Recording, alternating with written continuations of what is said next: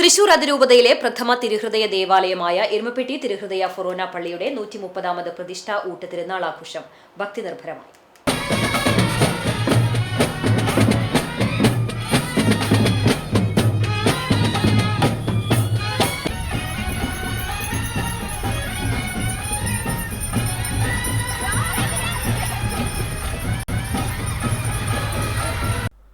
രാവിലെ 6-ന് ഫാദർ ജോഷി ആളൂരിന്റെ കാർമ്മികത്വത്തിൽ വിശുദ്ധ കുർബാന, ലതീഞ്ഞ്, നൊവേന എന്നിവയും നേർച്ചയൂട്ട് വെഞ്ചരിപ്പും നടന്നു.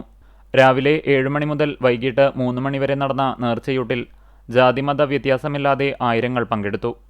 20,000 പേർക്കുള്ള ഊട്ടാണ് തയ്യാറാക്കിയിരുന്നത്. തിരുനാളിന്റെ ഭാഗമായി ഹിന്ദി, തെലുങ്ക്, സുറിയാനി ഭാഷകളിലും മലങ്കര റീത്ത്, സീറോ മലബാർ റീത്ത്, ലത്തീൻ റീത്ത് എന്നിവയിലും വിശുദ്ധ കുർബാനകൾ നടന്നു. സുറിയാനി കത്തോലിക്ക സഭയുടെ തനതായ ഉന്നത ആരാധനയും സുറിയാനി ഭാഷയിൽ നടന്നു.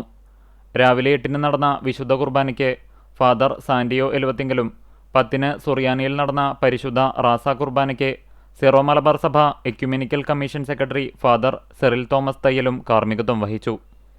തുടർന്ന് ഭക്തിനിർഭരമായ തിരുനാൾ പ്രദക്ഷിണം നടന്നു.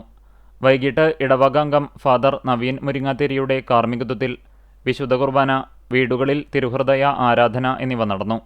ഫൊറാന വികാരി ഫാദർ ജോഷി ആളൂർ, അസിസ്റ്റന്റ് വികാരി father Santio Eluvathingal, general convener KC Davis, publicity committee convener Mathews M Rajan, കൈക്കാരന്മാരായ KA Raju, MK Joshy, Joy Antony, KA Baby, publicity joint കൺവീനർമാരായ അലക്സ് ജോണി, ഷൈജു തൈക്കാടൻ തുടങ്ങിയവർ നേതൃത്വം നൽകി.